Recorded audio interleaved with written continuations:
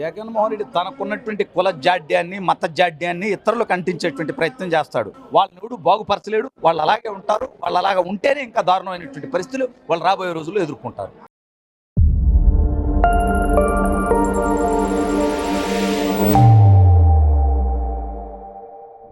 అన్న గత 2 రోజులుగా చూస్తూ ఉన్నాం. పివి సునీల్ కుమార్ సస్పెన్షన్ తర్వాత వైసీపీ సోషల్ మీడియా వైసీపీ నాయకులందరూ కూడా దళిత వర్గాన్ని భుజానెత్తుకున్నట్టుగా మాట్లాడుతున్నటువంటి పరిస్థితులు మనం చూస్తూ ఉన్నాం. కూటమి ప్రభుత్వం దళితులను తొక్కేస్తూ ఉంది, దళిత నాయకులపైన కేసులు పెడతా ఉంది. దళితుడు కాబట్టే పివి సునీల్ కుమార్ని సస్పెండ్ చేశారు, పివి సునీల్ కుమార్ చేసినంతా కూడా చట్టబద్ధంగానే ఉంది, న్యాయబద్ధంగానే ఉంది అంటూ వైసీపీ వర్గాల్లో సోషల్ మీడియాలో వస్తున్నటువంటి వార్తలు. ఎందుకు పివి సునీల్ కుమార్ని సస్పెండ్ చేసింది? ఈ వైసీపీ పనికిమాలిన పోరంబోకులు నేను సూటిగా స్పష్టంగా ఒకటే అడుగుతున్నా.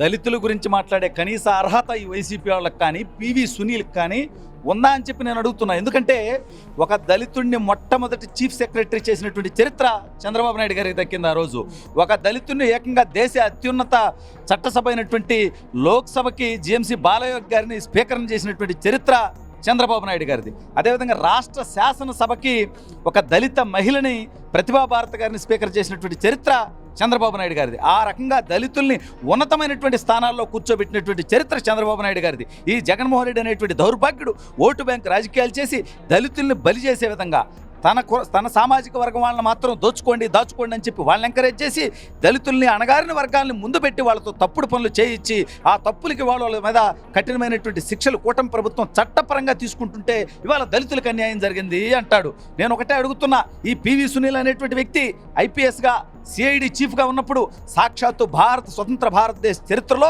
ఒక ఎంపీ మీద దాడి చేయడం అనేది, అతని మీద థర్డ్ డిగ్రీ ప్రయోగించడం అనేది ఎప్పుడు జరగల. అటువంటి దౌర్భాగ్యం జరిగిన రోజు వీళ్ళందరూ నోట్లో ఏం పెట్టుకున్నారు, ఎందుకు మాట్లాడలేదు? ఈ పివి సునీల్ ఆధ్వర్యంలోనే జరిగింది. ఒక్క రఘురామకృష్ణరాజు గారి మీదే కాదు, స్వయంగా నా మీద కూడా నేను ఘర్షణ మీడియా పేరిట గత ప్రభుత్వం చేస్తున్నటువంటి అరాచకాల అవినీతిని ప్రశ్నించినందుకు ఈ పివి సునీలు, ఈ విజయపాలు, ఈ బీహార్లో దక్కున్నటువంటి సునీల్ నాయక్ వీళ్ళ ఆధ్వర్యంలో ఆ రోజు నా మీద కూడా చిత్రహింసలకు గురి చేశారు. ఇవాళ చట్టపరంగా కూటమి ప్రభుత్వం గతంలో ఏదైతే నారా లోకేష్ అన్న పాదయాత్ర సందర్భంగా ఒకే హామీ ఇచ్చారు, తప్పు చేసిన ఏ ఒక్కరిని వదిలిపెట్టను, వాళ్ళందరూ ప్రభుత్వ అధికారులు కానీ వైసీపీ నాయకులు కానీ రెడ్ బుక్లో వాళ్ళ పేర్లు ఎక్కిస్తాను, వాళ్ళ మీద చట్టపరమైనటువంటి చర్యలు తీసుకుంటాను అన్నారు. ఇవాళ కూటమి ప్రభుత్వం వచ్చిన తర్వాత ఎవరినన్నా వెంటాడి చంపడం కానీ దాడులు చేయటం కానీ థర్డ్ డిగ్రీలు ప్రయోగించడం కానీ ఉందా? చట్టపరంగా తప్పులు చేసినటువంటి వాళ్ళ మీద ఆధారాలతో సహా వాళ్ళని ఇవాళ కోర్టు మెట్లెక్కిస్తా ఉన్నారు. కోర్టు వాళ్ళని జైలుకు పంపిస్తేనే వాళ్ళు కోర్టుకు పోతున్నారు అనేది కూడా గుర్తుపెట్టుకోవాల్సినటువంటి అవసరం ఉంది. నేను ఇవాళ ఒకటే అడుగుతా ఉన్నా, ఇవాళ ఈ పివి సునీల్ అనేటువంటి వ్యక్తికి జోగి రాసుకుంటే బూడిదల చందంగా తెలంగాణలో ఒక ఆయన ఉంటాడు, పనికి మాలినటువంటి ఆర్ఎస్ ప్రవీణ్ కుమార్ అని చెప్పి అతను అంటాడు, అతను ఒక ట్వీట్ పెడతాడు, ఒక దళితుడు డీజీపీ అవుతాడని చెప్పి చంద్రబాబు నాయుడు గారు ఆపారు అని. నేను ఇందాకే చెప్పా, చంద్రబాబు నాయుడు గారు దళితులకు ఎన్ని అత్యున్నతమైనటువంటి స్థానాలు ఇచ్చారని. ఇవాళ ఆర్ఎస్ ప్రవీణ్ లాంటి వాడికి దమ్ము ఉంటే, ధైర్యం ఉంటే, అతనికి నిజంగా దళిత జాతి పట్ల చిత్తశుద్ధి ఉంటే అతను ప్రశ్నించాల్సింది పివి సునీల్ లాంటి వాళ్ళ కోసం కాదు. గత 5 సంవత్సరాల్లో ఒక దళిత డాక్టర్ సుధాకర్ గారిని అత్యంత దారుణంగా రోడ్డు మీద బట్టలు ఉడదీసి నిలబెట్టి ఆయన్ని ఆత్మగౌరవం దెబ్బతీసి ఆయన మరణానికి కారణమైనటువంటి రోజు ఆయన అడిగింది కేవలం కరోనా కారణంగా. ఆ సందర్భంలో మాస్క్ అడిగితే ఆ యొక్క సుధాకర్ గారిని చంపేశారే, ఆ రోజు సుధాకర్ గారి కోసం గొంతెత్తుంటే ఆర్ఎస్ ప్రవీణ్కి ఇవాళ మాట్లాడేటువంటి కనీస అర్హత ఉండేది. అదేవిధంగా దళిత డ్రైవర్ సుబ్రహ్మణ్యాన్ని వైసీపీ ఎమ్మెల్సీ అనంతబాబు చంపేసి శవాన్ని డోర్ డెలివరీ చేస్తే ఆ రోజు ఆర్ఎస్ ప్రవీణ్ నోట్లో ఏం పెట్టుకోనుండి మాట్లాడలేదని చెప్పి నేను సూటిగా అడుగుతున్నా. అటువంటి అనగారినటువంటి పేద దళిత వర్గాల కోసం ఇతను మాట్లాడుంటే దాన్ని వాళ్ళ కనీసం పట్టించుకోవచ్చు. కానీ ఆ రోజు రాజమండ్రిలో ఒక దళిత యువడికి గుండు కొడితే, చీరాల్లో మరొక దళిత యువకుడిని చంపేస్తే అవన్నీ అట్రాసిటీస్ జరుగుతున్న రోజు ఈ ఆర్ఎస్ ప్రవీణ్ నిజంగా దళిత అభ్యుదయం కోసం పనిచేసేవాడైతే, దళిత హక్కుల కోసం ప్రశ్నించేవాడైతే ఆ రోజు కనుక ఆర్ఎస్ ప్రవీణ్ మాట్లాడుంటే ఇవాళ కనీసం పివి సునీల్ విషయంలో గొంతెత్తడానికి అవకాశం ఉండేది. తప్పుడు పనిచేసినటువంటి వెధవలకి కులాలు, మతాలు, ప్రాంతాలు అనేటువంటి భేదాలు ఈ కూటమి ప్రభుత్వం చూపించదు. గత 5 సంవత్సరాల్లో తప్పు చేసిన ప్రతి ఒక్కరిని శిక్షిస్తాం. గత 5 సంవత్సరాల్లో మనం చూసుకుంటే మీరు చెప్పినట్లుగానే డాక్టర్ సుధాకర్ మాస్క్ అడిగినందుకు ఆయన్ని పిచ్చోని చేసినటువంటి పరిస్థితి చూస్తాం. మద్యం రేట్ల గురించి, మద్యం క్వాలిటీ గురించి మాట్లాడినందుకు వరప్రసాద్ అనే వ్యక్తిని ఏ విధంగా చేశారో చూసాం. ఇక సుబ్రహ్మణ్యానికి సంబంధింంచి ఏ విధంగా డోర్ డెలివరీ చేశారో చూసాం. అదేవిధంగా జగన్మోహన్ రెడ్డి ఇంటికి కోతవేటు దూరంలో సౌమ్య అనే అమ్మాయికి దళిత యువతికి అత్యాచారం జరిగి హత్య కాబడిస్తే బౌన్స్ అయినటువంటి చెక్కులు ఇచ్చి ఏ విధంగా దళిత సమాజాన్ని అవమానించినటువంటి పరిస్థితులు అంటే ఈ విధంగా మనం చూసుకుంటూ పోతే కోకొల్లలుగా ఉన్న వైసీపీ ప్రభుత్వంలో దళితులపైన దాడులు కానీ మరి అప్పుడు ఎందుకు ఇదే ఆర్ఎస్ ప్రవీణ్ కుమార్ గారు లేదంటే పివి సునీల్ లేదంటే ఎవరైతే సోకాళ్ళు దళిత నాయకులు ఈ రోజు stand with PV Sunil Kumar అంటూ మాట్లాడుతున్నటువంటి నాయకులందరూ ఏమయ్యారు ఆ రోజు ఎందుకు నోరెత్తలేదు? కనీస అర్హత లేదు వాళ్ళకి ఈరోజు మాట్లాడేటువంటి అర్హత. గత 5 సంవత్సరాల్లో కొన్ని వందల వేల అట్రాసిటీస్ ఈ రాష్ట్రంలో దళితుల మీద, బడుగు బలహీన వర్గాల మీద, మైనారిటీ వర్గాల మీద జరిగినాయి. మనం చూసాం. ఒక చిన్న పిల్లాడు అమర్నాథ్ గౌడ్ తన అక్కని వేధించొద్దు అన్నందుకు ఒక బీసీ బిడ్డ మీద కుల అహంకారంతో, అధికార మతంతో ఆ రోజు ఉన్నటువంటి వైసీపీ నాయకులు పెట్రోల్ పోసి తగలబెడితే ఆర్ఎస్ ప్రవీణ్ అడిగిపోయాడు, ఈ మేధావులంతా అడిగిపోయారు.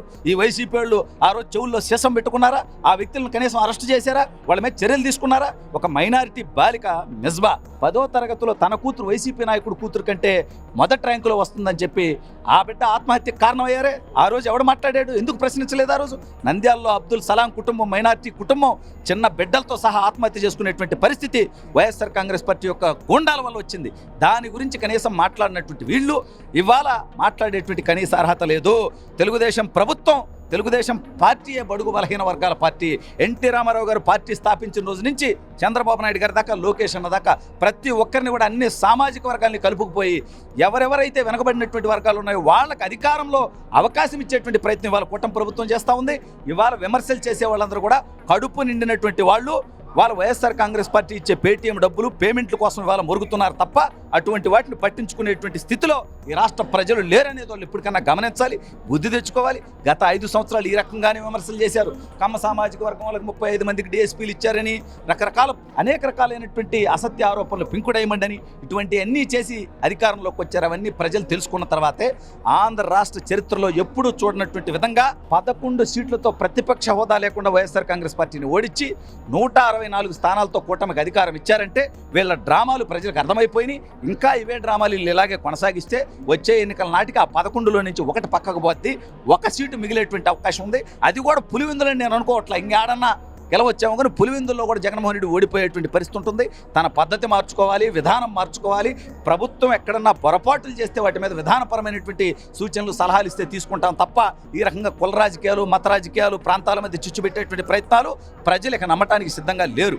అయితే అన్న ప్రధానంగా అంటే ఈరోజు ఏదో దళిత సామాజిక వర్గాలని భుజానెత్తుకున్న విధంగా ఇప్పుడు ఉన్నటువంటి వైసీపీలు మాట్లాడుతూ ఉంటే, ఏదైతే గతంలో డ్రైవర్ సుబ్రహ్మణ్యం హత్యకు సంబంధించి తన కారులోనే డెలివరీ చేసినటువంటి ఎమ్మెల్సీ అనంతబాబుని తర్వాత జరిగినటువంటి ఎన్నికల్లో ఏ విధంగా వాళ్ళ రాజకీయ వేదికల్లో పంచుకున్నారో, లేదంటే కనీసం అంటే పార్టీ నుంచి ఎలాంటి హెచ్చరికలు లేకుండా ఎన్నికల్లో ఏ విధంగా ప్రచారానికి వాడుకున్నారో చూసాం కదా. వీళ్ళు ఎలా మాట్లాడతారు? ఘటన జరిగిన తర్వాత ఎమ్మెల్సీ అనంతబాబుని పార్టీ నుంచి సస్పెండ్ చేస్తున్నా అని చెప్పాడు జగన్మోహన్ రెడ్డి అధికారికంగా. కానీ అవన్నీ వదిలేసి ఏకంగా తన ఇంటికి భోజనానికి పిలిచి తనతో పాటు, అనంతబాబుతో పాటు డైనింగ్ టేబుల్లో కూర్చొని భోజనం చేశాడు. అంటే ఒక దళితుడిని డోర్ డెలివరీ చేసినందుకు జగన్మోహన్ రెడ్డి ఇచ్చినటువంటి గౌరవం అతనికి భోజనం పెట్టడం అనంతబాబుకి. వీళ్ళు వాళ్ళ మాట్లాడేటువంటి పరిస్థితి. కోడికత్తి సీను అతను కూడా ఒక దళిత యువకుడు.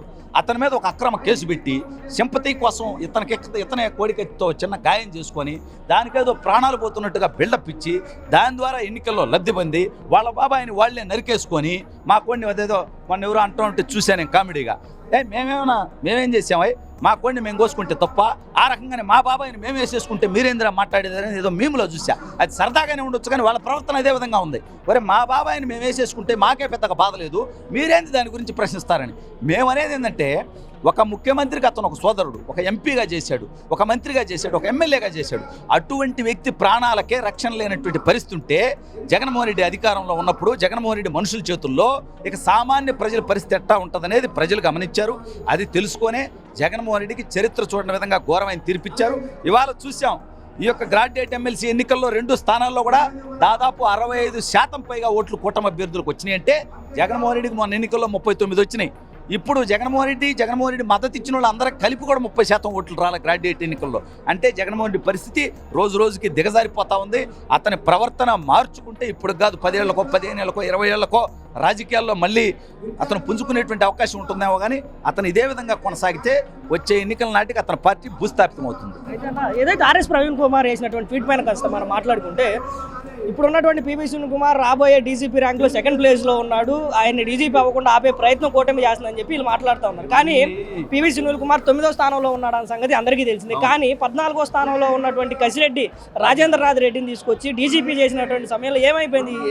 ఆర్ఎస్ ప్రవీణ్ కుమార్ నోరేమైపోయింది? లేదంటే పివి సునీల్ కుమార్ ఎందుకు అడగలేకపోయింది? జగన్మోహన్ రెడ్డి తనకున్నటువంటి కుల జాడ్యాన్ని మత జాడ్యాన్ని ఇతరులకు అంటించేటువంటి ప్రయత్నం చేస్తాడు. మీరు అన్నట్టుగా ఆర్ఎస్ ప్రవీణ్ కుమార్ చెప్పినట్టుగా అతనే 2వ స్థానంలో లేడు డీజీపీ అవటానికి, 9వ స్థానంలో ఉన్నాడు సీనియారిటీలో. తనకంటే ఇంకా వెనకున్నటువంటి కసిరెడ్డి రాజేంద్రనాథ్ రెడ్డిని 14వ స్థానంలో ఉన్నటువంటి వాడిని దాదాపు 2.5 సంవత్సరం క్రితమే అతను డీజీపీ చేసి తన జిల్లా తన కులపోయిని చేసుకున్నటువంటి చరిత్ర జగన్మోహన్ రెడ్డి అనేది కూడా రాష్ట్ర ప్రజలు గమనించాలి.